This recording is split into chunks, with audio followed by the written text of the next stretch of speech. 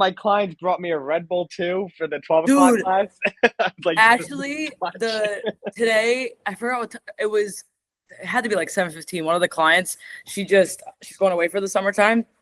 And she comes in with like a bag and she's like, oh, like just wanted to give you like an appreciation. It was like 4 white monsters in there.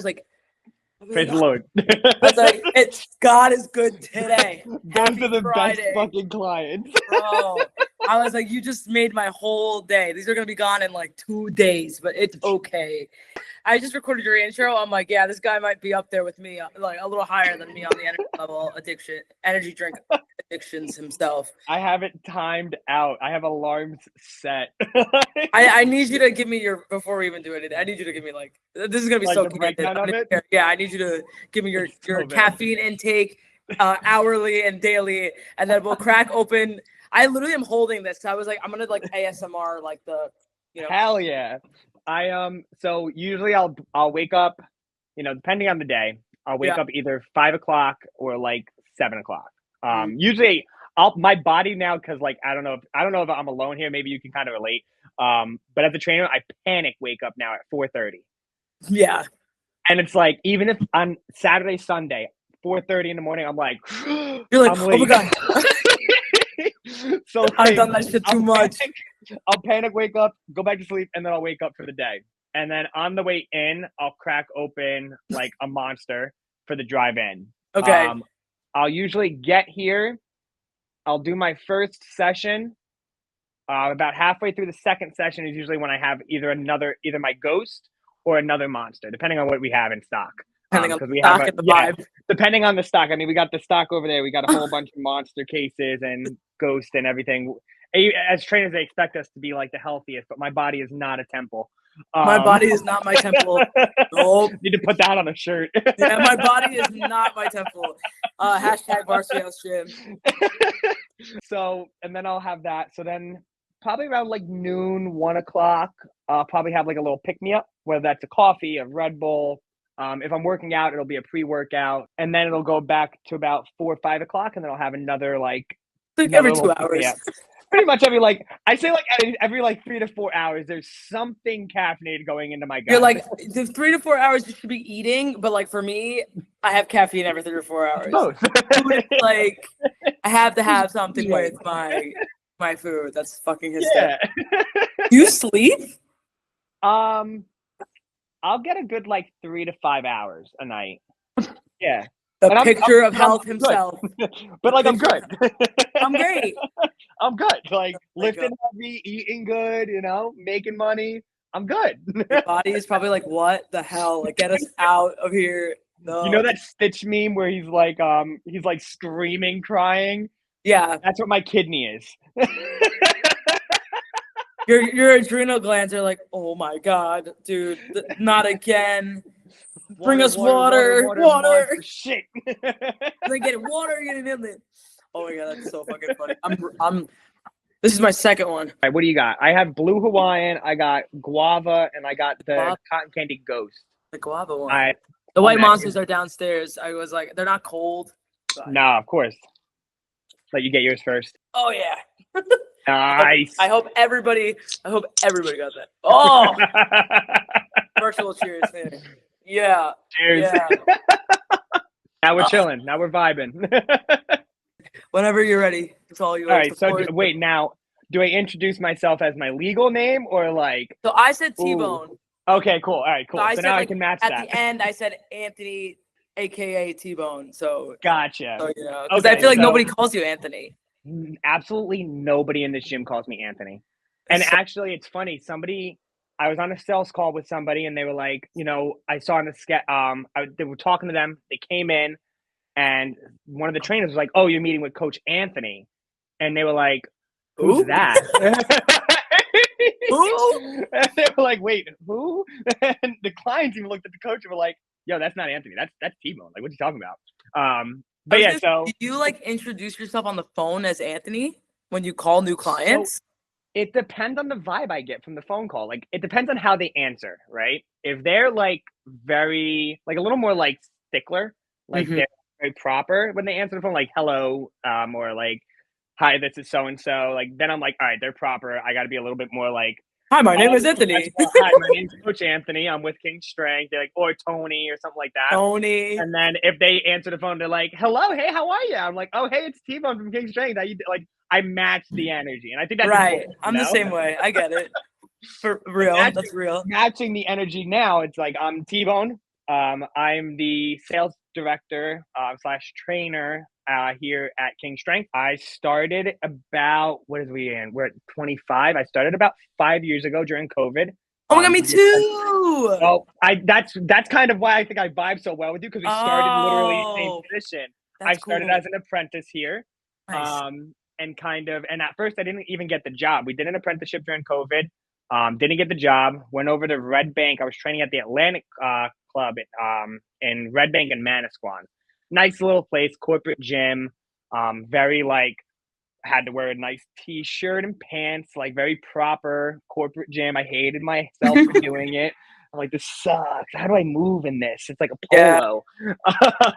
Then finally kind of found my way back once Garrick put up another application saying that they were hiring. And I was like, yo, like, I think I could slide in there. And, that's pretty much the story. Like, it kind of took off from there. Now I went from just a trainer to a facility leader to now overseeing all the sales in both locations. At one point, I was overseeing all three. So yeah, no, that's kind of my stick as a trainer. I mean, I also do own my own caffeinated brand. Plug that shit. Caffeine apparel. I have Plug that shit, dog. gotta plug it in, Plug it in, dude. So I got that going. I have my own separate Instagram accounts and everything. Yeah, no, and that's just, I have fun with it, I think that kind of started out, and it's funny, Caffeine wasn't even my first brand. My first brand was T-Bone Fitness. And that was back in 2020 as well, because I wanted to open up my own gym. And I had very, hotshot dreams at 19 to buy a space and open a gym. That's wild. With what money in this economy? Exactly. So it started out as that, and then it went to, it was literally a guy lifting, and I can probably send you the logo, guy lifting with T-Bone Fitness, where legends are made. I didn't even have a gym yet, and I was selling T-shirts like that. And they're like, "Where's T-Bone Fitness?" I'm like, "It ain't a thing." That's so like, funny. so stupid. And then that turned into like I had like a crossbone logo with the T and F on top, because it was like, I was kind of stuck. And then that turned into, I'm drinking these energy drinks, and literally one of my friends had called me a fiend for caffeine. And I was like, that's it. Oh. So it kind of just turned into that, and now I got a couple of different shirts. I do a drop every quarter, to kind of just for fun. Like, I really don't make that much off of it, honestly. Like, I maybe in the past 3 drops have made maybe $200 at most, which, like, yeah, it's good for a no-name brand, but like at the same time, it's like, it's nothing. Like, it goes right back in, like, it's nothing. But it's fun because it's like, I get to see these t-shirts, and it's like I get to kind of see the community that I've built, inside of King, even, because Garrick, will let me hang my shirts on the hooks and everything. And it's like the people that really, like, I don't know how much I can curse on this. You're fine. You're fine. You can really see how many people like fuck with you. Yeah. They really vibe with you, and they like, they buy the shirt, and it's like they see it, they wear it to the gym, they're posting it. I posted one of the things online. Everybody came to a Friday night class and was wearing my t-shirt, and it was like, that's fucking awesome. That's cool. Like, that's so cool. Kind of found this place by accident. Like, it's kind of like an awesome little footing. My sister used to train with Garrick back at Zap, and I kind of fell into the career as a trainer because at first I wanted to be a pro football player, of course. Wow. I played sports all my life, and I was fucking awesome at football. I wasn't great. High school, I was on JV, but I played LB, left bench. My biggest move was every time they like would do something, my big move was on the sidelines. Like, you go team, yeah. Oh my God. We won, but I didn't do anything.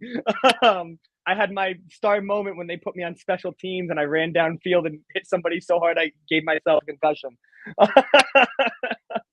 So, I mean, I had the dreams of becoming a football star. Yeah. That kind of, I had 2 shoulder surgeries done, from wrestling, football, life in general, back to back. Because, after the first surgery, I was young and dumb, mad at the world that I couldn't lift. Went back to the gym way too early, not knowing what the hell I was doing. I was a sophomore in high school. So I had no idea what I was doing. I was just lifting incorrectly, retore everything in there. I tore the labrum, tore the capsule, dented the bone, chipped the bone. I have 6 to 8 anchors in the shoulder itself. Oh, damn. Young and dumb. Like, it is what it is. I still deal with it to this day. So I couldn't play football anymore. So then I was like, all right, well, backup option. I'm going to go into the military. Dad was a former Army Ranger. My grandfather and great uncle were also in the Army or military of some form. I'm not really sure what branch, to be completely honest. My dad's best friend was in the Air Force, and my aunts and uncles were cops. So I was like, I'm going to go in the military, Military told me you're a liability because of my shoulder. So Right. kind of holding it back. And I was like, damn, this really sucks. Taking a loss after a loss after a loss. I was like, I'm going to go into PT school. Like, school just wasn't for me. So I was like, you know what? How else can I still do what I want to do, but like not have to go through that much school, right? That I can just get a job. Mhm. And I found personal training. I got certified through ISSA. I got certified through NASM, pre and postnatal certified through Net Lang, and now I'm precision nutrition certified as well. So like, I'm kind of building that up a little bit as I go. So it's kind of like a nice little kind of fell into it, fell in love with it, and I don't ever want to look back, like ever, not once. Yeah, I was gonna say, like, did you know you wanted to? Because it seems like you didn't know if you wanted to do that in the beginning or not. It kind of just fell on your lap. Like, you didn't really have like, oh, I really like training and lifting. And what got you into that side of it? Because that's a whole different ballpark. So my dad's a big dude. He's at one point he was 270, arms the size of my head, bench presses over 600 pounds. He just competed maybe a month ago in this little like powerlifting meet. Like, guy's huge. So obviously like lifting, I've been around him. So like it's kind of been around it. I started lifting in the garage with him. I remember when I was in Pop Warner, I was still lifting a little bit, and I was really afraid to hit because this is the first year that I was going to play football and hit. And he took me in the backyard. I got fully padded up, and he throws the football up, and I jump up, and I literally just stand there and I catch it. And he's like, no, you're a tight end. You got to jump up and catch it. So I jumped up, and as I caught the ball, he just shoves me as hard as he could. And I took the wind out of me, got up, and he goes, "You okay?" And I'm like, "I'm okay." And then it kind of just got off. But like, yeah, lifting has been like a part of me since I was really, really little. So, I mean, I don't know that lifting was ever like the first option, or like training wasn't the first option. Not because I didn't like it or didn't love it, but because I didn't realize that you can make money doing it. Once I found out you could make money doing it and make good money doing it, it's like, no, like that's what I want to do. How cool is it that like I get to show up? And I mean, Adam has said it a lot in all of his talks. He's like, you get to show up in shorts, sweatpants, and a t-shirt and talk to people all day, coach people all day, yell at people all day. Like, that's our job, is to have fun. Like, that's how like you can't ask for anything better than that, Yeah, I agree with you 100%. I think they drill that in our brains. You don't really realize it until you wake up every day. And when you have those like scares of, oh shit, I gotta get up and get ready. You don't have to get up and, put a suit on and do your makeup and this whole process. It's just, all right. I mean, I put my makeup on. I don't. These people see me when I'm like, my hair is like this outside. And truth be told, I did wear my pants backwards once. Oh, we've all done it. Oh, it was bad. It was so bad. The Varsity House logo was just on my ass cheek. And there was 25 people staring at me in class. Now this is going to go everywhere. Yeah, I was so sleep deprived that day. And I just put on whatever I could find. Just like put it on, ran out the door. And with leggings, the women know, it's just, you can tell when the seam is not where it's supposed to be. So I just went along with it. All right, I'm fine, whatever. I'll just go in. I'm running the workout on the board. And this one lady just goes, "Coach, got new pants?" And I turned around, I'm like, "No, what do you mean? These are not old. I mean, these are not new. These are old."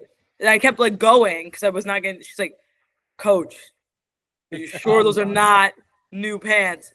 I'm like, "What are you talking about?" She's like, "Your pants are on backwards. The logo is on your ass cheek." And I lost my shit. These people are all staring at me. I'm like, this is the only lady out of 25 of you that told me. So I just turned around and I'm like, okay, guys, read it and weep. My pants were on backwards. I'm going to go change now. And then I'll come back and then we can have this whole conversation. But back then, I feel like 5 years ago, when I first started as an intern, I probably would have melted inside. I probably cried my eyes out. Joe would have probably said something really, how dumb can you be? And I would have cried my eyes out. So I think that's growth. Growth from people, from when I first started to now. It's your fitness journey. Yeah, everything's changed. And then my confidence and my lack of, feeling like embarrassed in those situations anymore. So I feel like, for you, when you started there, were you nervous too? Oh Did you get, because for me, like these interns that are starting, they just started like a couple weeks ago. It's almost going to be a month, I think. They went in and they did not hesitate. I went to Mike the other day. I'm like, dude, I stood behind you like a shadow. I was mute the whole time. I didn't understand anything when it came to training. So how was that with you? Because I was pretty discouraged in the beginning. I didn't know if I wanted to do it or not. I was super discouraged. I already, to kind of layer it, right? I already suffer, I don't want to say suffer, that's wrong. I'm diagnosed with, I have depression, I have severe ADHD and severe social anxiety, believe it or not. I hate big crowd. I know, crazy. I know, it's crazy. That's crazy. You put me in a crowd of people, I'm a fucking clam. Don't talk to me. Don't look at me. Okay. And it was really bad when I first started. And I think Garrick kind of picked up on it. And I laugh at it to this day. I remember I came in, this was literally the first or second class I was going to shadow. And it was his class. And I walk in, he goes, yeah, I don't really feel like teaching it. You're gonna. And I went, fuck, what? say that again. He goes, yeah, there's only some people signed up. You're good. You're gonna teach it. I was like, huh, okay. So I taught the class, and I remember the guys. I stayed out there because I was cleaning up, and I walked in. He goes, they said that was the worst class they had ever taken.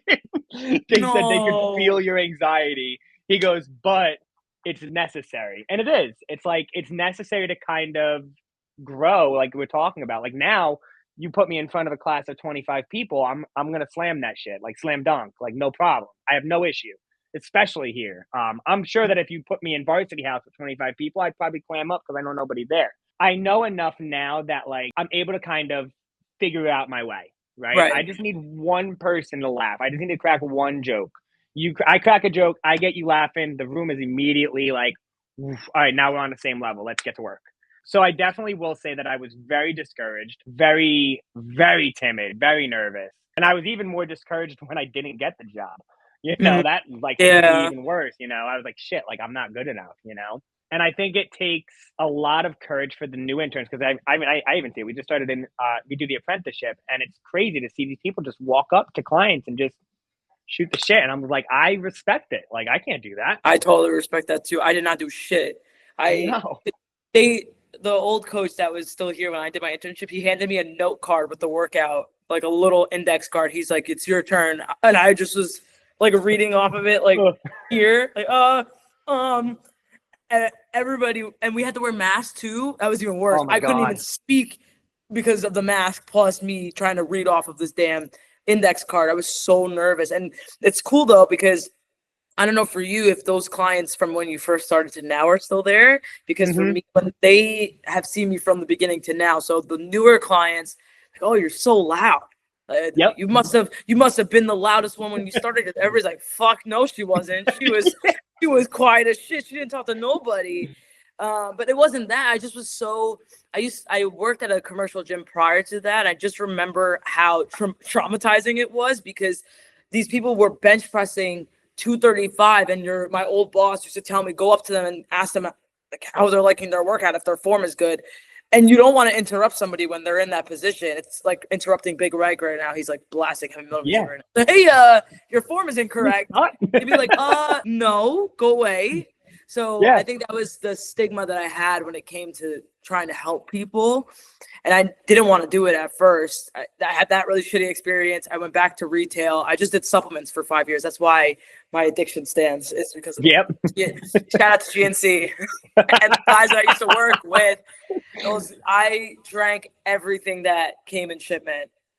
Everything. Oh, I don't that's even. crazy. It was there. And then Yeah. if you're stuck in a store alone and you have your discount code and shit, you could just buy whatever.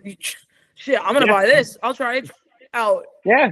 I think I at least drank like 3 or 4 energy drinks a day during college too. So I had access to it going into being there. So I've done harm to my body. My body feels like it's 55, and I'm. Oh my God! Don't even get me started on that. Your shoulder's all messed up too. My shoulder, my hip.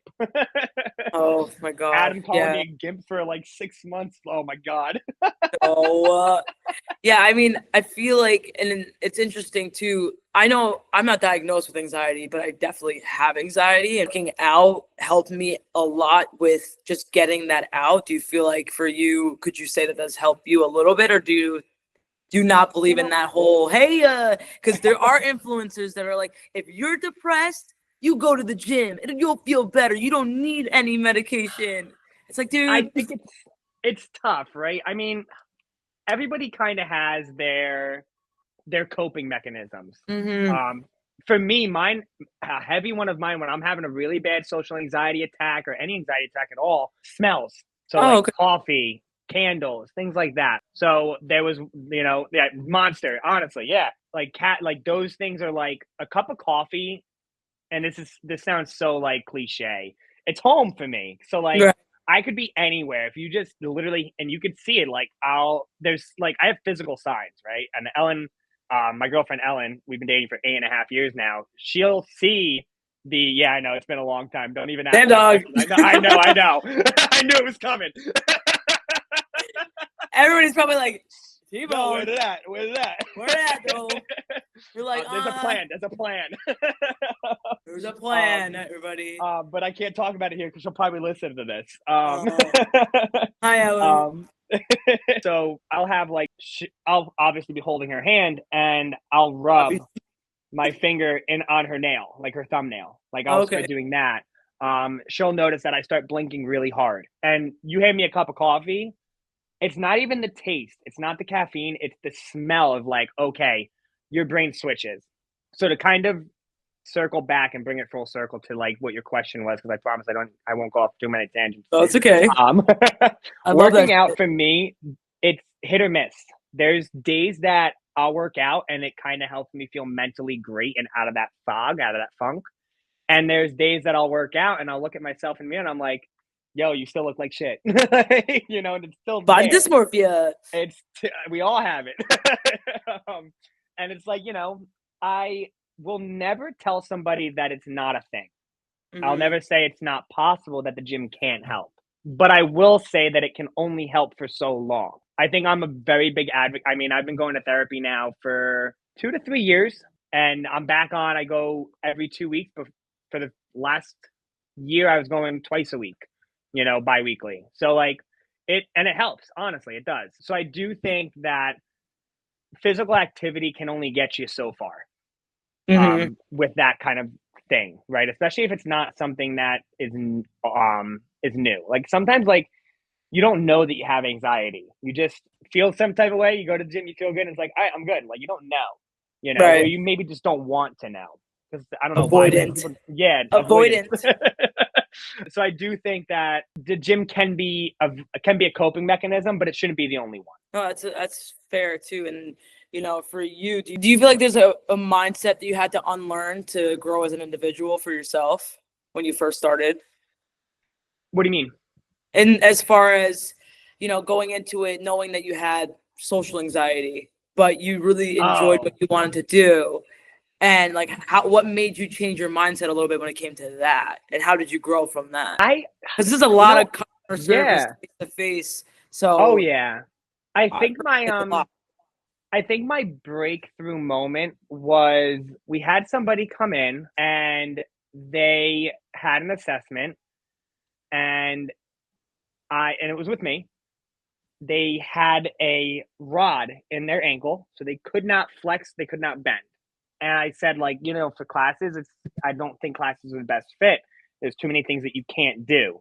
When you're squatting, like, you need to be able to come past it, and you can't even do that.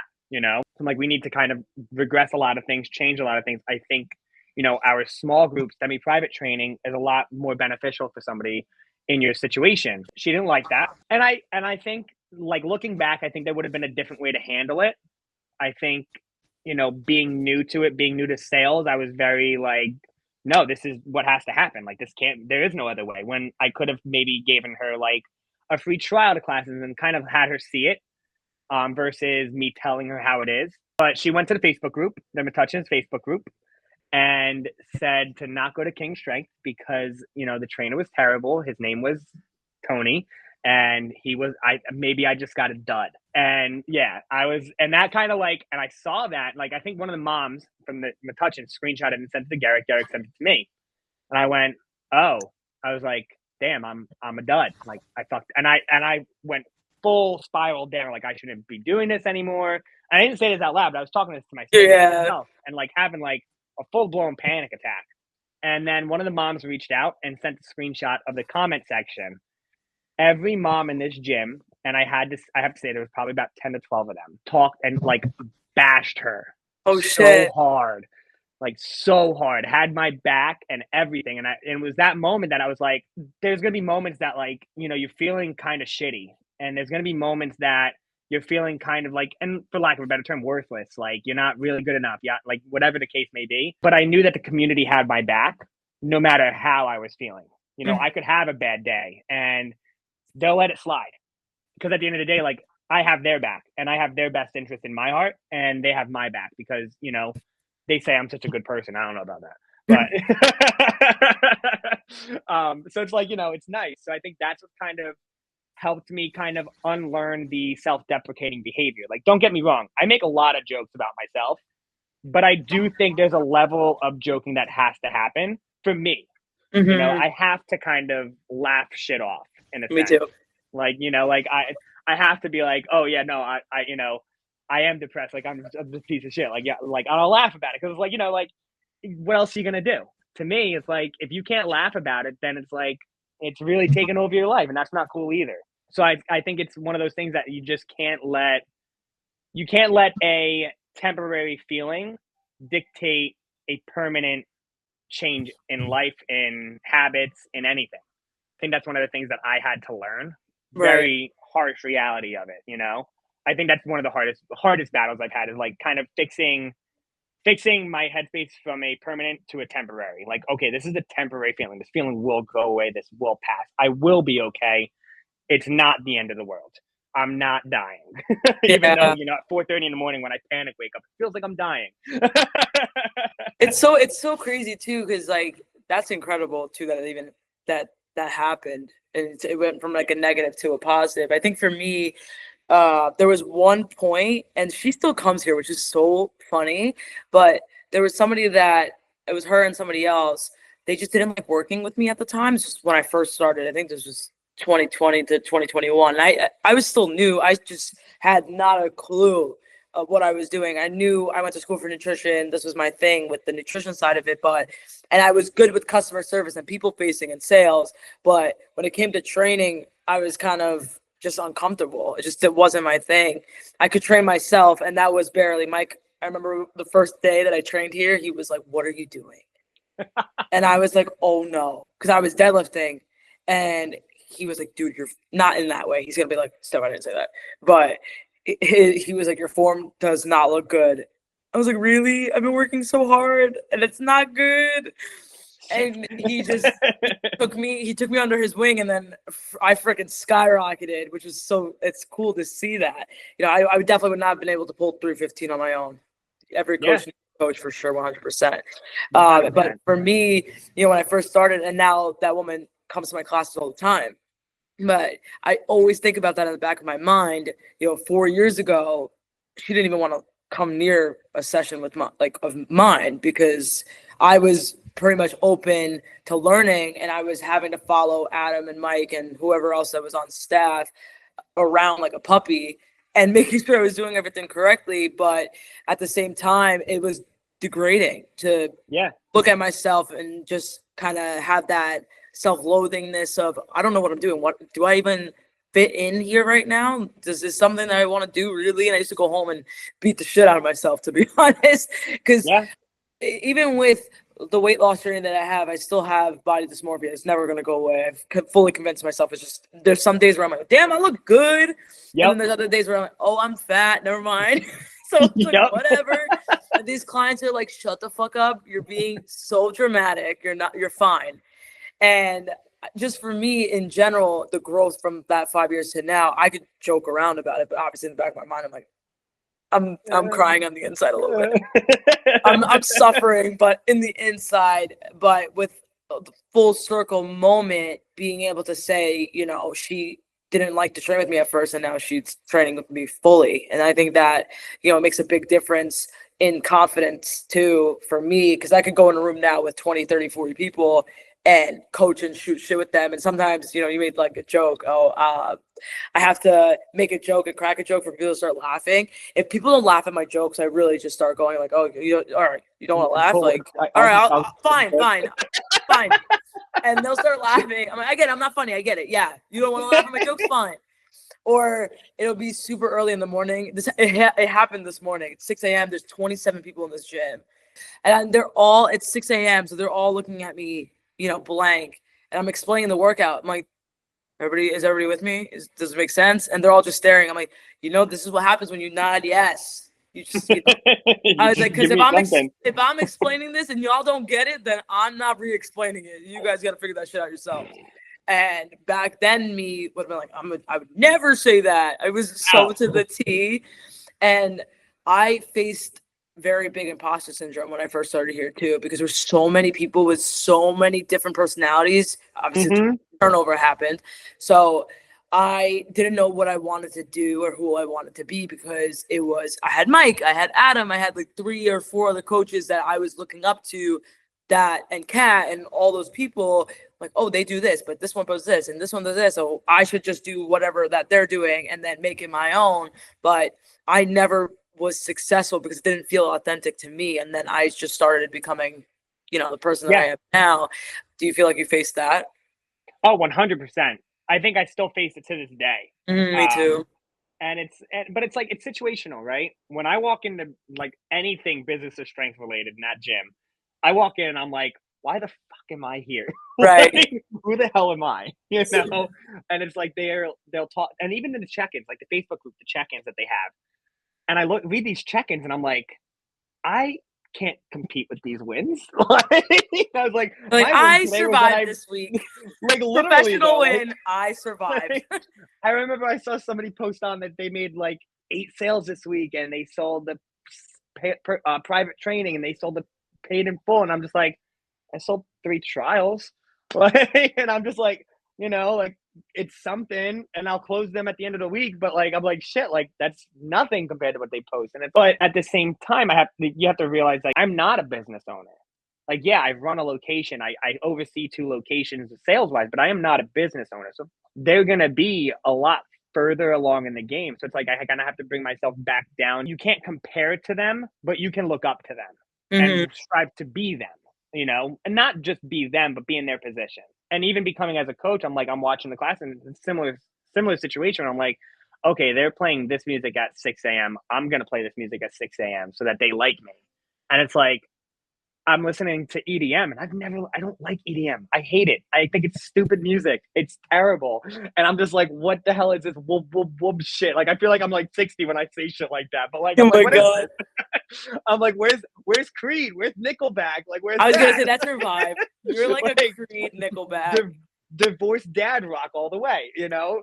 Heavy metal, emo. Like, that's where I'm at, you know? And I started playing that, and it started clicking, and it started vibing with the clients. And now it's like, people look forward to taking my classes, and they even tell me, like, they hate divorced dad rock. They don't like it, but they love it because it's mine. Imposter syndrome it's a curve. Yeah.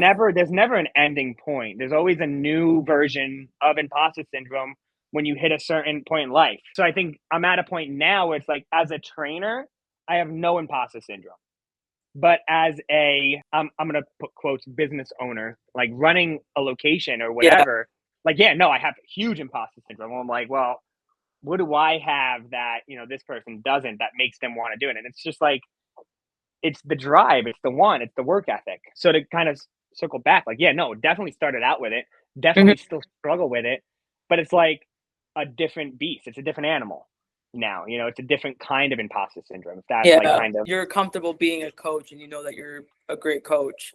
You have a Mhm. following. You have the people that follow you, dude. I got grown ass man dancing in One Direction on Wednesday mornings. Come on, boy band Wednesdays. Oh, hell yeah. Boy band Wednesdays for me. There's guys that are like, I know this song. I'm like, yeah, you do. Yeah, you do. I got clients eating peanut butter pickles now. Just on a random Friday, we did a peanut butter pickle taste testing. Peanut butter pickle and bacon. We just did onion soup pickles today. It's become a thing. Oh and my it's just God. like, because it's fun. Like, it's just, you got to make it your own. Yeah, No, I love that it's shit. awesome. That's a good segue, actually. What's your relationship with food? What has like changed since you started training there? And, what are your good habits? What are your bad habits? There's a loaded question, so you could kind of take a very loaded question. Yeah. You segued right into it. I was like, damn, it's like sitting no, right that's good. balls. I don't have a bad relationship with food. Well, anymore. Well, Me, I did. I think it's one of those things that like I felt like I listened to the first episode because I needed to get a vibe of like what this was kind of going to be like. I haven't listened to the other 2 or 3 that you released. Before you say anything, before you continue, my friend that is on the second episode, his name is Ryan. I am fully confident. I told him this because I talked about you. You guys could be literally first cousins. You guys are the same person. Is it because we're white? No, you guys just act the same. You're this. I said it in the perfect way, and it made so much sense. You're the extroverted version of him, and he's very he's introverted. So the same person. You guys are just different fonts. Like you're like you're like Times New Roman, and maybe he's I don't even know. I feel like Times New Roman is very proper. At least give me like Monster Mash or some shit. Monster Mash. What's the other one? What am I looking at? Let me look at the fonts here real quick. There's Lobster. You could like little fonts. Oh hell yeah, I'm with that. Impact. Yeah, I feel like I'm Impact. Yeah, big brolic Impact. Yeah, Ryan's like, what's this one? Do you say Calibri? How do you say that one? Calibri? Is it Ariel? And then Calibri? I feel like Calibri. We could totally be pushing it, but it's hell yeah. But I think I need you and Ryan in a room together, and I feel like you guys are best friends. He also loves caffeine too, just as much as you do. It's like the same person. I had parallels. It almost clicked in my brain. I was like, wait, you guys are literally the same person. When I first met you, I was like, wow, you literally remind me of my best friend Ryan, and here we are. And now I'm gonna get you guys. I'm gonna get you guys in a loop, and I'm gonna say that. But you can continue what you were saying. I just need to say that loud. You have to watch that episode. I think I said that in the episode. So that's episode 2. Yeah. I got you. I'll listen to it. I got a long drive today. I'll probably pop it on then. But yeah, no, I listened to the first episode, and I was like, kind of listening to you struggled with the weight gain in the sense that you wanted to lose, whereas I struggled with weight gain in the sense that I was super small all my life. I mean, even when I first met you, I was tiny. Like I had to have been like 40 pounds lighter because I didn't start putting on weight until about a year and a half ago. So my relationship with food was good in the sense that I ate a lot of it. Okay. But bad in the sense that I was mad because I would eat a lot of it but gain nothing. I mean, I would sit at the table. My mom would call me a human garbage disposal. I've gotten called that too. I guess for different reasons. Yeah. That's right. Thanks, Mom. Shout out, Mom. I'm so sorry. That's so mean of me. No, it's true. My mom she's gonna hate me. She'll never listen to this. She used to put her foot on my foot to like open my mouth as like a garbage can to like. That's how traumatized I am. So you can go ahead. That's so fucked. Nothing phases me. I know that I was a human garbage disposal. It's just funny that other people feel the same way too. So it's great. Yeah. We're good now. It's like makes you We're feel great. better. Yeah. Cheers to that. Yeah, cheers. I mean, it's one of those things that like now I never tracked what I ate. When I started working here, one of the trainers, Pete, I think you've met Pete before. He was really big on nutrition, bodybuilding, the whole nine. And we started a trainer challenge, and he was on top of me about like what I would like. Did you eat yet? Did you eat enough? Like how much protein? He was like on me, and like he almost made it his person. I felt like I don't know if this is true or not. He can correct me if I'm wrong if he listens to this. I felt like he made it his personal mission for me to gain weight. Okay. And I felt like a lot of people took this on, and none of them kind of won. And it wasn't until I started taking edibles and eating late at night and increased my creatine from 5 grams to 10 grams. Probably stupid, but I adjusted all of my maxes of my weight, like bench press, back squat, deadlift. I increased them by 20 pounds, but I had never lifted it. Oh, okay. like 1 rep max, like my 1 rep max on the bench press was like 185 for one. I was like, nah, fuck it. I can do 205.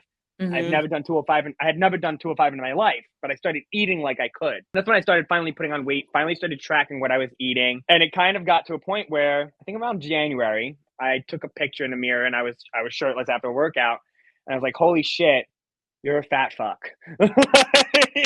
I was like 200 pounds, 29% body fat. And I was like, oh my God. I was like, you look terrible. The end of the world. Yeah. I was like, this is god awful. So that's kind of when I started trying to cut, but I couldn't figure out why I wasn't losing weight. I have a very good group of friends. My best friends, I've known them most of my life. I've known my one friend since kindergarten, my other friend since 6th grade, and my other friend since freshman year of high school. And we've been tight. Hard to find. Yeah. And yeah, we've been tight. We have a core friend group, and his dad owned a bar, and I found myself, I was drinking a lot. It wasn't like, and I have many conversations with this with my therapist.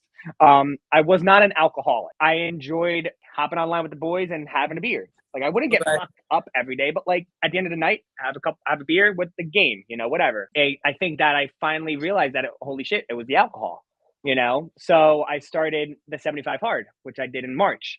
Yes. And I started at I started at 28, 29% body fat. And in 75 days, I went down to now I'm at 22%, 196-ish, 196 pounds. And it's like, now I'm finally feeling good. But now it's like, where do I go from here? When we yelled at you for not drinking. Oh my God, yes. Like, T-Bone, you better not drink nothing. I'm watching you. Thank God they had athletic 0% alcohol beer. I was so happy because like some of the guys there were still giving me shit for not drinking. Yeah. And I was like, guys, I'm in a challenge. They were like, yeah, but you're like 4 days, whatever. And I'm like, no, but I'm like 4 days. One of those people that said that. Yeah. 4 days. What's like, 4 days? Like 4 days, And I talked to. Yeah, no, it's like one of those things though at those events where you're kind of around everybody and you just sat for 8-9 hours straight learning and soaking everything in, and everyone's like, yeah, we're getting a drink, we're going out, let's go. And we don't really get to see each other all the time, so it's definitely a social thing. So I give you props because Steve and Mike and all of them we're like margaritas deep, and you're over there with your non-alcoholic little beer, and you're like, hey. I had one, and then I looked at Steve. I looked at my friend, my coworker Steve, and I said, yo, gotta go. And he's like, you good? And I was like, yeah, but I feel myself like if I stay, have a beer, and I'm gonna break the challenge, and I don't want to. So then we left, and then we like kind of stepped out, and we booked it. I was like, phew. Oh, made it. I got home. I texted Ellen. I picked up Ellen and she goes, how was it? I was like, I didn't drink. You're like, was it? Accomplished. Mission accomplished. And then we did the workout the next day and I almost threw up. Oh God. Oh yeah. There was somebody that did throw up though. You were not the person that threw up. Really? Yeah. No, I was not the one to throw up, but I did feel like I was going to. That's how the clients feel every day when they're here. The worst would have been if you were hungover, because there's been, I'm trying to think of it the last time. Was it Underground? Yeah, I think it was Underground. We all like went out the night before because that was when Tyson was fighting Jake Paul. I think it was that night. Yes. Horrible fight, by the way. Oh, terrible. It was the worst. Terrible fight. We were all sitting there. It was Steve, Mike, Blake from Cali, and it was me. We're all at this bar. We're watching this shit. And we waited all that time to see that. Yeah. And I was like, what? We shouldn't even have, there's no point in us staying here. We gotta go. We have to be. But there was a lot of drinks involved that night. And I remember going back home. I got home at 3 and I had to be back here at 7. And I was so like out. And then you gave me an energy drink that day too, I think. I think I had one and then you gave me one. So I was like, okay, out, weighing people in. Nobody suspected a thing.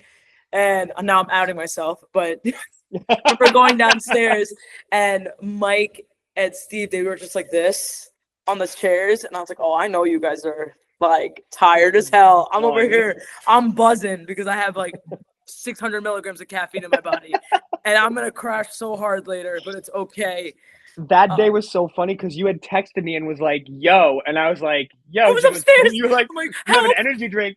And I'm like, yeah. And I'm like looking around like, yo, where the fuck is she? Because I remember not even saying hello to you because I didn't see you when I first came in. And I was like, where is she?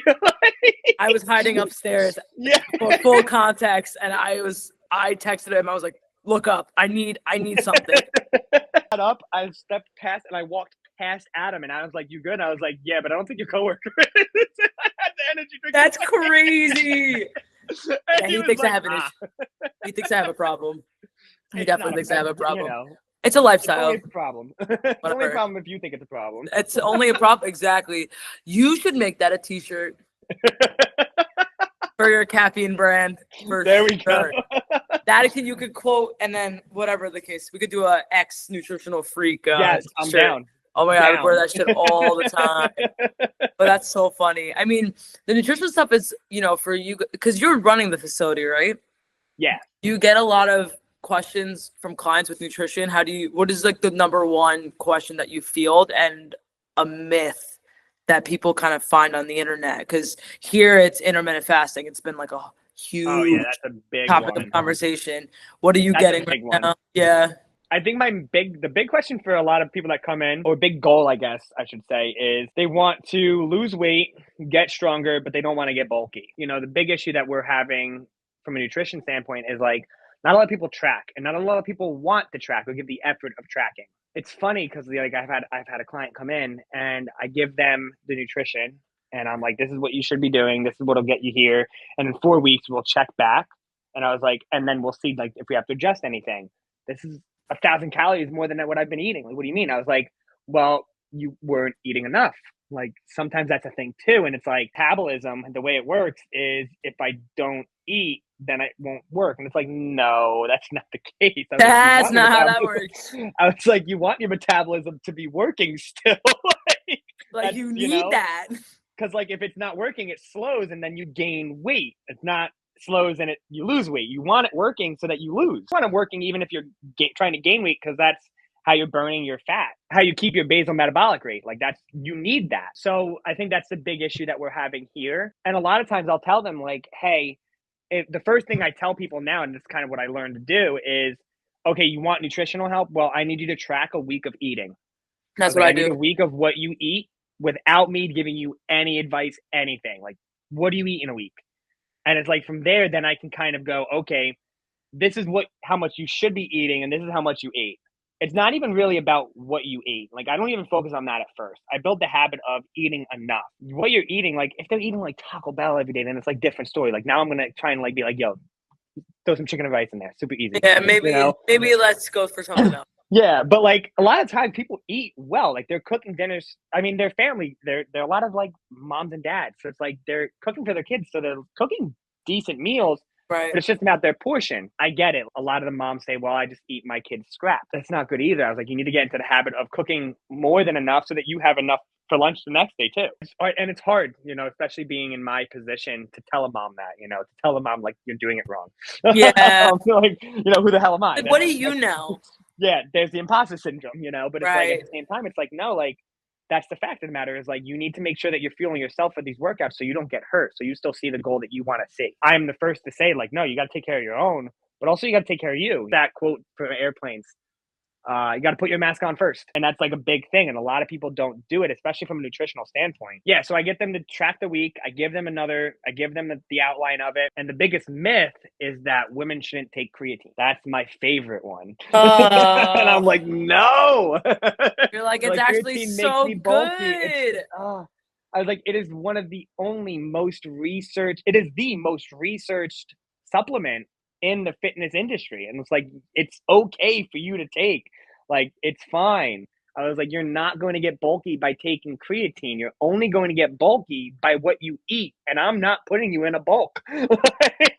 You follow this and take creatine, your workouts are just going to feel amazing. You know, you're going to feel fueled. You're going to feel recovered. Like, you're going to feel great. Get people past that. So I started sending, like, anytime I get it, I have this one video. I'll have to send it to you. I'm surprised I haven't yet. Almost like a comparison video. He compares it to something else that's super silly. And I started sending that to them. Like, anybody that tells me creatine's bad, send. Right. You know, and I send it to them, and it's like, holy shit. And then they come in the next day, I started taking creatine. And I'm like, good job, you know? Yeah, I do get a lot of that too. Then they're always like, should I be taking it? I'm like, yeah, you should be taking it. What do you tell them? I don't want to say prescribe because we can't prescribe anything. Right.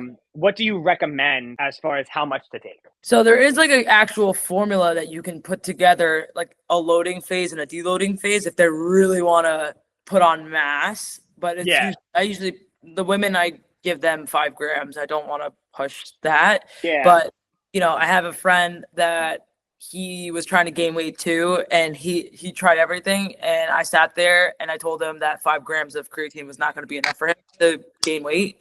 It's impossible. So I was researching it, and then there's like an actual formula, which I can send it to you, but it's like a formula. It's 8 weeks, and they basically have a loading phase where you take their body weight and you just times it by the amount that they have to take. And then you have to split that up in a week by week. So it's 2 weeks of loading. It's 4 weeks of maintaining. So you have to go down from the loading phase to the maintenance phase. And then you load off. So you have like less than, I think it's like 5 grams or less. And then you could start back up again if you wanted to just stay at your maintenance. But apparently, interesting. Apparently it's supposed to help with just maintaining and building mass. But there are people that just take 5 grams a day here. For the guys, I've been telling them 10 grams because it depends on the person, how hard they're really working out too. At the end of the day too, is as long as you're taking in enough water, your body's just going to filter out the excess. Yeah, I get that a lot too. They're like, oh, like, but my liver, but my kidney stones. Dude. Drink water. I feel like a lot of people here recently, they've been like carb scared. Not like in a way that's unheard of, but you know, we're doing the summer shred. I wrote the meal plan out, and I'm trying to get them to understand that you still need carbs. Carbs are not bad for you. You just need to portion control and make sure that you're eating the right carbs, the complex carbs versus the simple carbs. Somebody on the call that this is a lot of carbs. It's 180 grams of carbs. And I was like, dude, you're eating 80 grams of carbs a day. That's a lot. It's very low. That you shouldn't be unless you want to do something different. But you don't have to be eating that low. There's a lot of women and men. There's especially men recently. They've been doing doubles. They'll come like for small group, and then they'll come for large group after. So they'll be here for 2 hours, say, for example. And their diet might be clean, because I just met with somebody last week. He started here last month, but he's not seeing any changes. I'm like, dude, you come in 4 days a week, but you're doing doubles for like every day that you're here. And then you're going home and you're not eating a lot, because in that 2 hours that you probably burned 800, if not 1,000 calories, you're going home, and then your whole day, you probably had 1,000 from how it looks. So you burned off. Net zero. You're negative whatever. And there was a guy too that during the 6-week challenge when he first started, he had a 6-pack. His body fat was at like 25%. I couldn't believe it. And that's the thing too. Your body, you can look a certain way, but it doesn't mean whatever's happening inside of here is as accurate as it looks. This guy had a 6-pack. And I remember he was filling out his food logs. It was 1,400 calorie days, 1,300 calorie days. I'm like, dude, I'm eating more than you. Like, what are we doing? So I remember I talked to him. I was like, can I meet with you in person? I need to sit down with you and talk to you about this. And I'm like, you have to eat more. And he just looked at me and was like, that doesn't make any sense. Why would I need to eat more to lose weight? I'm like, because you don't get it. You need to eat more. Yeah. Unless you want to stay at 25% for the rest of your life, you're under eating and you're working your ass off. And now he's like at 15%. Yeah. Like, wow, who would have thought? Yeah, who would have thought? Me. That's crazy. I only went to school for this shit for 5 years and Yeah. have my precision nutrition degree too on top of that. It's funny how, you know, and this happens a lot with nutrition, is like they come to you for the help, but then they Like, no. question the help. They're like, no, No, you're that's wrong. not it. And I'm like, you You're just asked wrong. me. You're wrong. Like, I'm I like, wait a can't eat minute. a donut? No, thanks, dude. No, I'm out. Crossing the line I'm like, here. you can still have the donut, but like, you know, it shouldn't be like 12 of them. It should be like 1 or 2 a day, if that. And honestly, my feed on Instagram and TikTok, it's like caffeine, crumble cookie reviews, which is so random, but it's just been coming up on my thing. And then you look at the ingredients list, it's like 85 grams of sugar. I'm like, isn't it like a cookie like 800 calories or something like that? Like A at whole least cookie? 1,000. I think 1,000. Yeah. The Reese's Pieces cookie skillet is 740 calories, 80 grams of carbs in it, 6 grams of fiber though, Hey, that's all that Hey. matters. That's a win. and 11 grams of protein. Hey now, Holy shit. it's 65 grams of sugar in it. Wow, that's a lot. That is a lot. I forgot the one that I saw the most. Oh, chocolate cheesecake is 970 calories for one whole cookie. It's insane. I don't understand how much sugar they're actually putting. The s'mores one is 1170, 96 grams of sugar. Jesus Christ. And people are eating that in a day and thinking that they're okay. It's not necessarily a stigma of fitness, because people also are like, oh, I train to eat, and then they expect to change. It's like, dude, you're drinking every weekend, you're eating like garbage, and then you're lifting, kicking your ass for like 4 or 5 days a week, but you don't have any structure. You're not going to see really any change. I feel like that's been happening. I've been seeing that a lot more on social media. It's these people that are just saying yes all over. And there's certain things, especially with like coaches too, because I do follow a good amount of people outside of the business of strength people, because you guys are different, because we all have kind of the same mentality, same mindset. So it's never like, oh, that's bullshit. What do you feel like pisses you off the most when you go on Instagram and see like a fitness influencer post something? Because there's a lot. But what's your one that's like, Oh, everybody knows how to grow an ass. Everybody has the quick way to build a big ass. And I love it, because I'm just like, all you gotta do is fucking squat, deadlift, and hip thrust. And they're out there doing these wild ass workouts. And I'm like, yeah, that's great. That works for you. And it doesn't work for everybody. And I think that's the big thing that like kind of makes me mad. It's not even just that. That kind of like, that sticks with me, because I'm just like, it's funny to me. And it's super funny that I think it was NASM that capitalized on it and made a glute training certification course. No way. I kid. It's either NASM or ISSA. It's ISSA. ISSA glute training specialist course. How much is that? I need to know. It is $53.27 a month for 12 months. $600. That's insane. $639.24. I was close. I'm not good at math. That's why I didn't do anything with math related. I just gym math. But yeah, no, I mean, I think that's one of the ones that kind of sticks with me, because it's not everything works for everybody though. Like, and I think that's the big thing with influences, with fitness influences. It's like, I in no way, shape, or form ever want to be an influencer. I do not set out to be one. I post things because it's funny, and you know, my group of friends, my circle, find it funny. So I'm like, fuck it, I'm gonna keep posting it. I post my workouts on Instagram for me, like just way I have some type of backlog. Like, it's also for the clients, like, okay, hey, I walk the walk. I don't just talk the talk. The influencers, it's like they post these things that this is the surefire way. This is the way. This is no fail. And it's like, no, you don't know who you're talking to. Like, oh my God. Big ass. Oh my God. Grow your arms and grow your arm 6 inches in 3 weeks. And I'm just like, you're just curling. You're just curling. You're like doing this. You're just curling. It's so annoying. And people fall for it. I've had clients come in here and they're like doing these things from TikTok and Instagram. What are you doing? I was like, no, works for one person doesn't work for another person. It doesn't work for another person. But these influencers make their money off of it, off of people kind of being, for lack of a better term, like kind of like dumb in a sense that like, oh, this will work for me too. And it's like, it might not though. And then they get mad that it doesn't. And then they blame their body and that their body doesn't work well. And I'm like, no, it's just certain exercises work better for certain people. You know, for me, like I can't incline bench to save my life. My shoulders trash. I can't do it. It doesn't work. It won't grow. I've been stuck at 115 pounds for 10 for years. But you put me on a flat bench, I'll press 195 for 2, for 3. You know, I can do that. But like incline, nope, done. You know, but like that ain't it. That ain't it. Another person, I train them, they can't flat bench. It hurts their shoulder, but incline, no problem. And I'm like, but that just shows you that like it doesn't work the same for everybody. And I think that's what differentiates a trainer and an influencer. An influencer is going to just try to get something out there that's going to get views so that they get paid. Whereas the trainer is going to find a way to make it work for you. Good point. That's what I was going to say. It's like, what does being a good coach actually look like for you? You kind of touched base on it. That's part of it.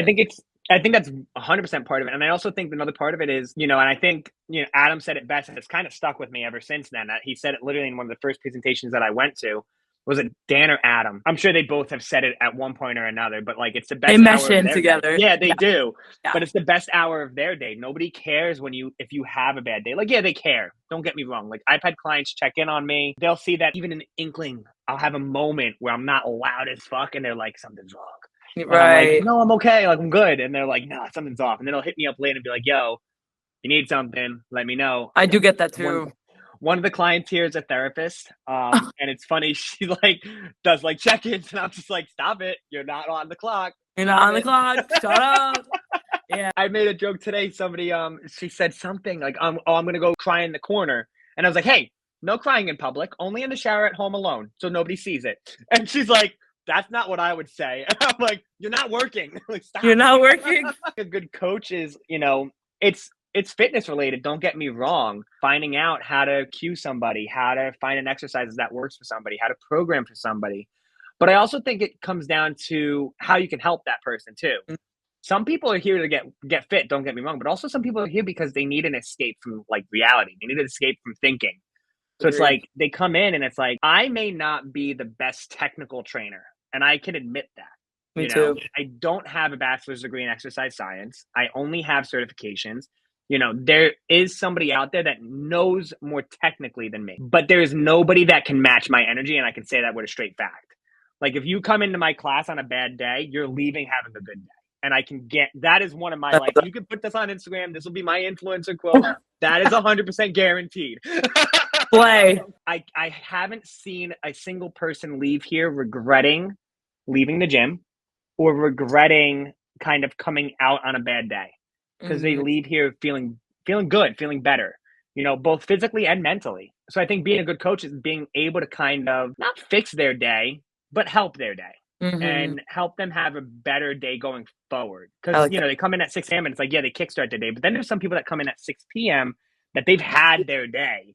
And it's like, yeah, work sucked. Life is stressful, you know. When they come in here, they don't want to hear how long I've been here. There's days that I've been here from 5 a.m. to 8 p.m. They don't care. Right. They worked from 9 to 5. That's their day. They had a shit day. Guess what? When they come in, I'm going to fill up their water bottle, put on some loud fucking music, get the energy up. They're going to work out. We're going to have some fun. We're going to laugh. We're going to joke. On Friday nights, we may take a shot, and we're going to vibe out. Hey, now. Like, that's it. Like, I love that. Friday night classes every 2 weeks. I tell everybody that comes in, new members, and I'm like, hey, Friday nights, they're different. I was like, there's a reason that on Train Heroic, they're called Friday Night Freaks. I was like, because they're not like, I call them unsanctioned classes. They're community classes. They're fun classes. Like, yeah, we're going to lift safely. Yeah, we might lift heavier, but we're not going past like 70, 80%, right? Of your max. But we're going to do a shot, and we're going to loosen up because it's Friday. I love that. Saturday morning arm farms, if I'm teaching them at 7 a.m., I hand a bottle down each aisle and everybody does a shot and then we curl arms. Like I love that's the that. vibe, you know, kickstart the day. Let's have a great day. I think that's what being a good coach is like, you're not just a fitness coach. You're almost like a life coach in a sense. Like, yeah, Hmm. like I'm going to help you feel better. Like I may have some advice, but like also I'm 26, so maybe I don't. Like, you know, it's different. Commercial gym where like, yeah, the commercial gym, like I've worked at it. It's not as personable. People come in and they don't talk. Like when I worked the floor, holy shit, was that It god was such a awful. stressful thing. Oh, it needed to happen. It needed to be seen that like this is like the low part of being a trainer is Right. working in a commercial gym, in my opinion. I agree. Um, because it's like, no, if you don't sell something, you can't train. You don't talk to anybody. Whereas in these like small gyms, obviously Varsity House is not small at all. It's fucking We're huge. still we're, Um, we're still a small technically, business. yeah. Like compared to like a Crunch, yeah, but compared to us, like you're like quadruple in size. Like it's Yeah. crazy. So when you guys call yourself small business, I'm like, yeah, but you're not that small. Like look at the size of You this guys are just this gym is huge. place. I can't even touch the ceilings. Probably um, touch. You could probably touch Ridgewoods yeah, but like and it's like one of the Ordo. yeah, probably honestly. But like it's one of those things that like, you know, when you work in a big box gym, nobody knows who you are, and nobody cares who you are. Yeah, I agree. Whereas Yeah. here, like people know you and you have an impact on people's lives. And I think being a good coach is having a good impact on people's lives and being able to turn a bad day into a good day. I also think for me, when I first started here too, what set me apart, I used to just look at it and say to myself, you know, I used to hate going to the gym. I used to hate working out. The anxiety behind working out was always a thing. And I would say that in the consults, I still do it too. Like the goal is there was like 26 new people that just started this month from the program, and none of them have worked out probably in 10 plus years. And for me, I just tried to reassure them like, hey, I used to hate working out. It's not something that's supposed to be this easy thing to go into, especially when you haven't done it.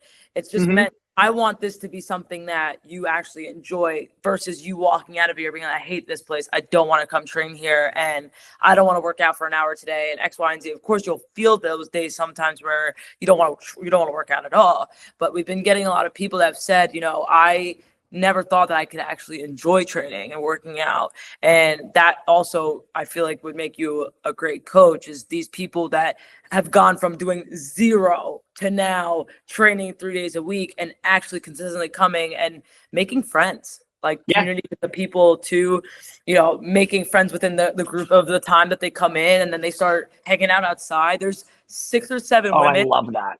Dude, 6 or 7 women are doing a mud run on Sunday.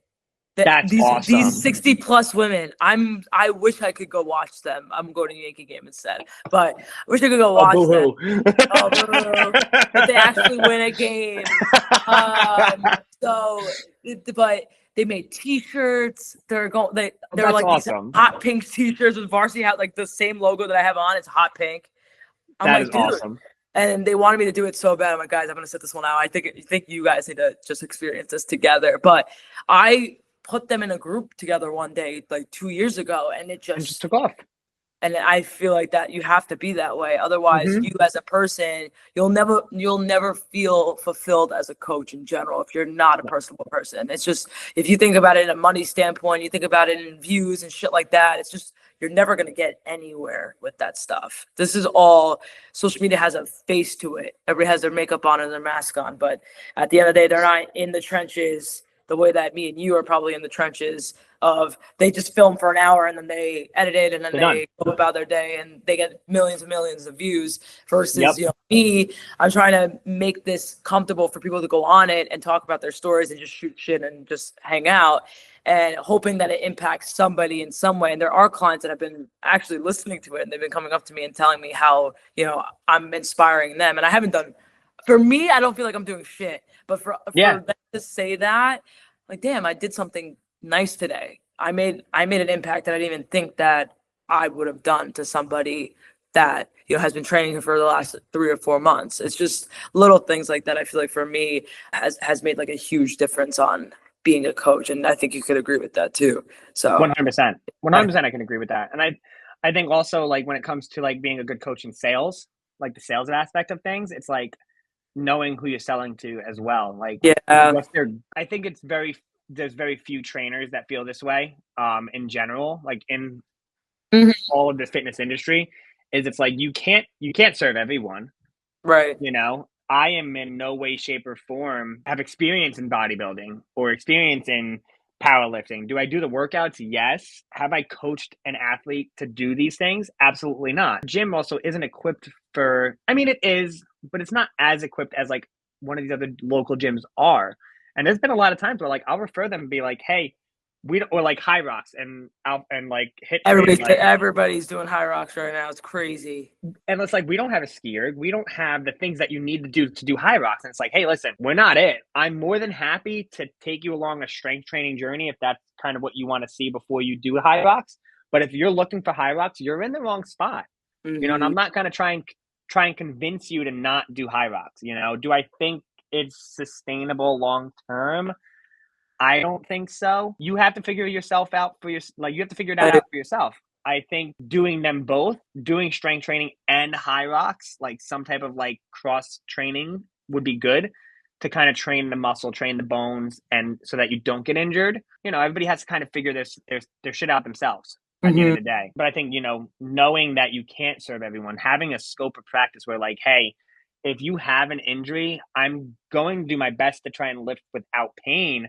Right. But I am not qualified to be fixing an injury. I am not a physical therapist. You know, as much as I wanted to be back then, I'm not one, you know. So I'd rather refer you to like, hey, Blackwood's PT, we have it in Metuchen.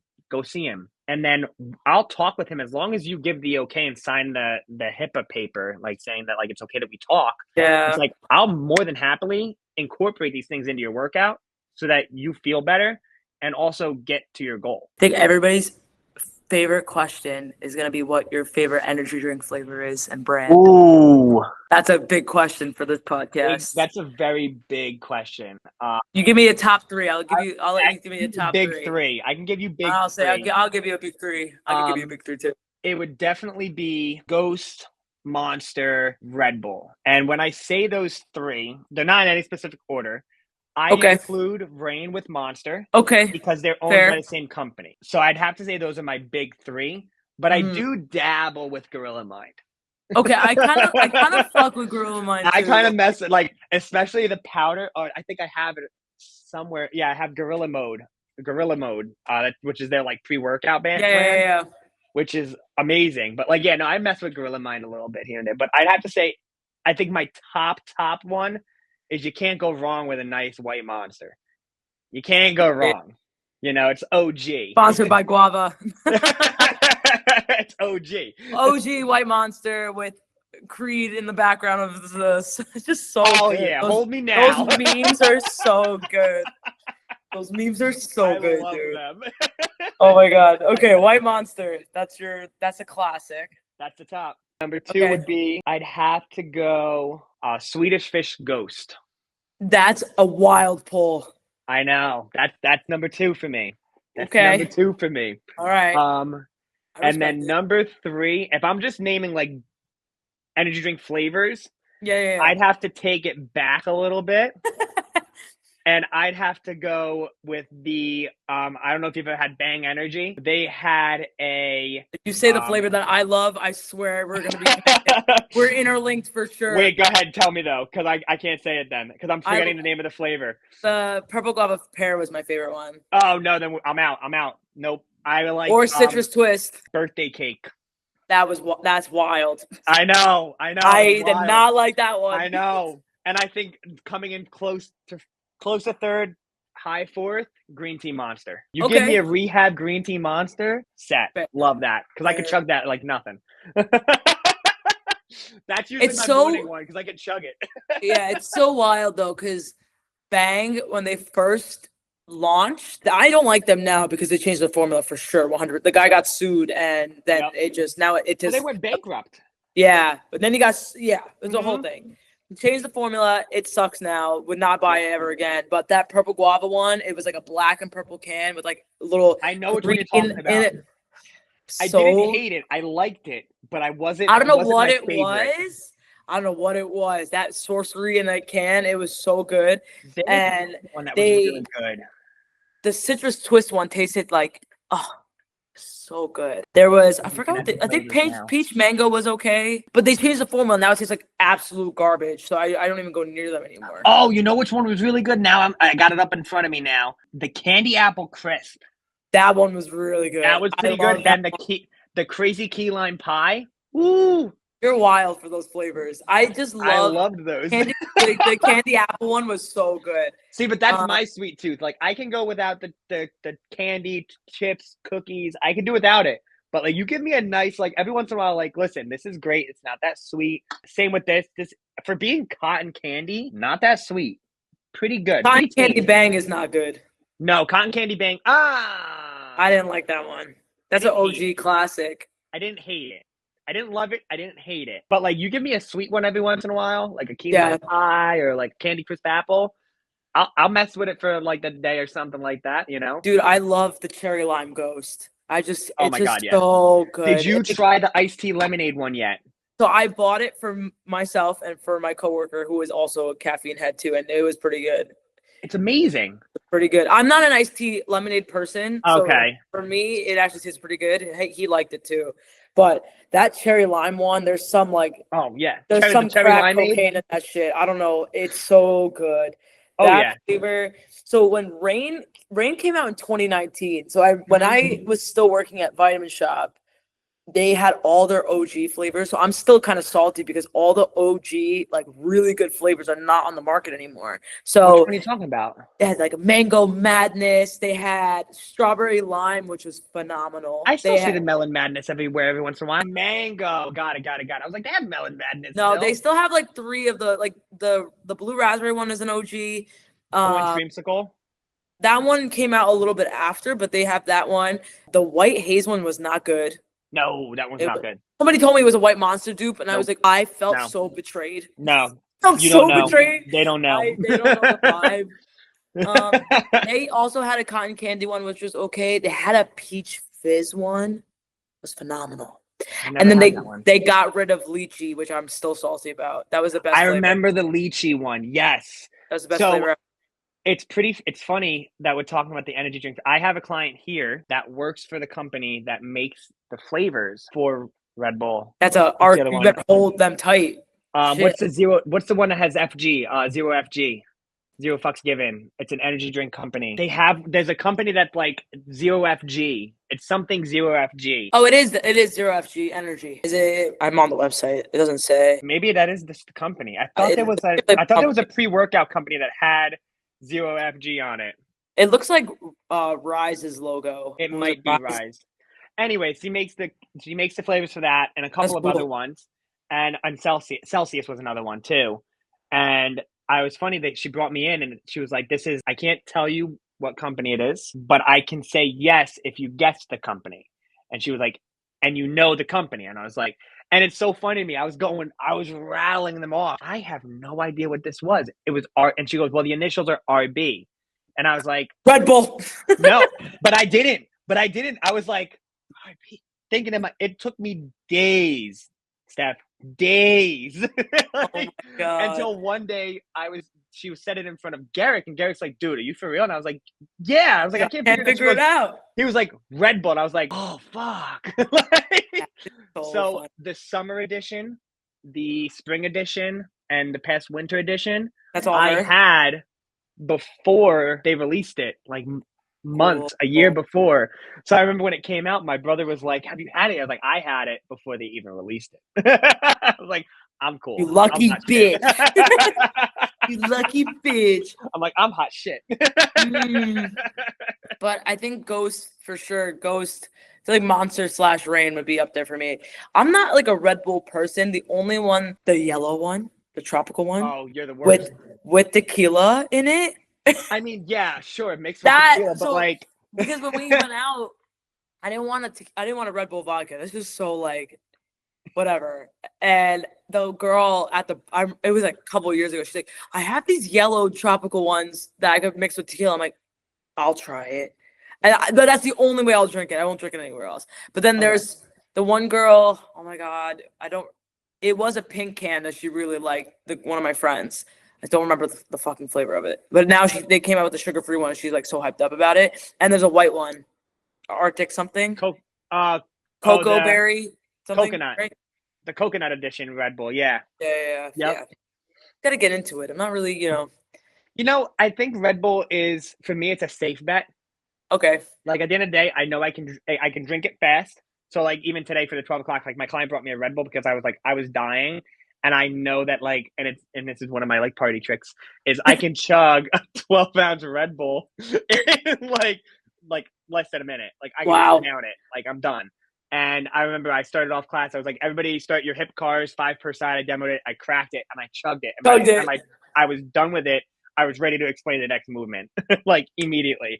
And my client Mahawish, she was like, "That's wild. That's not healthy." Truth be told, Joe and Dan, I don't know if they actually listened to this, but Joe and Dan, it was 2022, it was in the summer, and all the college athletes were here. They all brought Celsiuses. They probably don't know this. Now they're gonna know it. But we shotgunned on the turf outside. Dude, we were like this the whole time. I was in my chest. I'm like, this is totally not okay. We had to hose this shit down. We had to like put water all over. Like, oh shit, this stuff good. Oh my god. I was like, they can't get mad at me now. It was 3 years. 2 years. Yeah, you're good. You can't get mad anymore. I'm covered now. It don't matter. But I think definitely Ghost would be up there for me. But the cherry limeade one, dude, it's just, and the sour strips one. Too bad it was limited. One. Oh my Too bad god, it was limited edition. That one. Motherfucker. Yes. What about the pink lemonade though?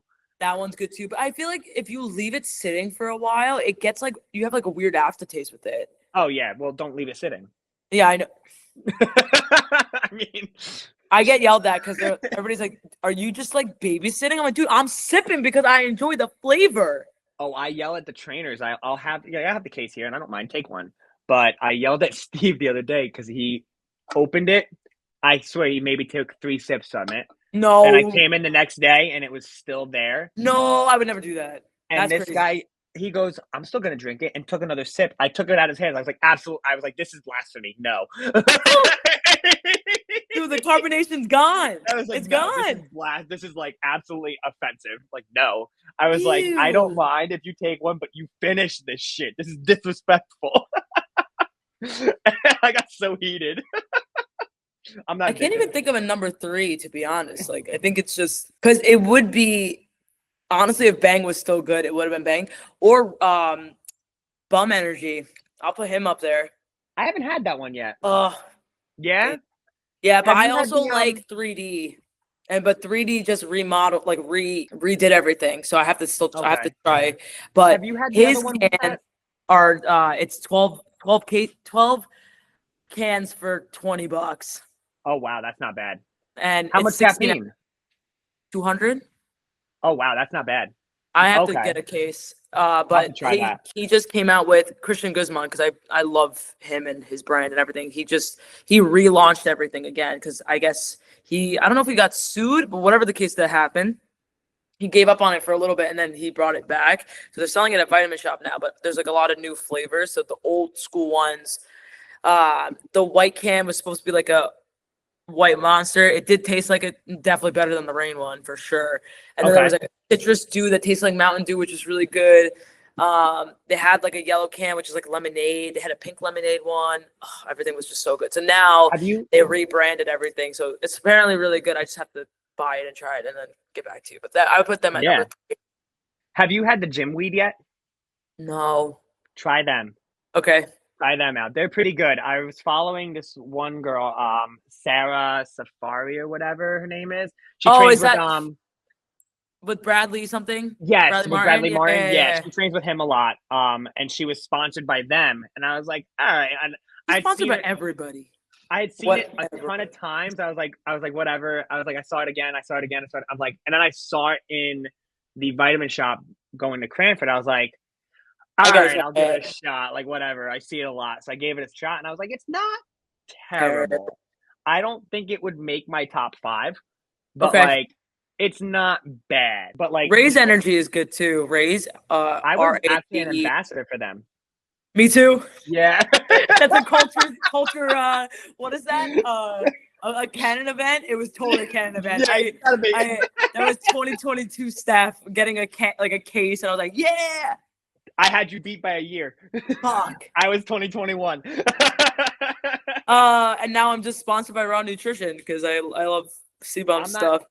See, I have to do better about trying to get more like sponsorship. That's really easy to. I feel like it's pretty easy to get into like sponsored by him because I feel like everybody does it, but I don't do a good job posting about it. I would love to get sponsored by Alpha Lee one day, so hopefully I'm manifesting it out. I know you talk about that all the time. You guys keep putting in an episode, get like a tattoo on like my forehead. I love. You know what you got to do?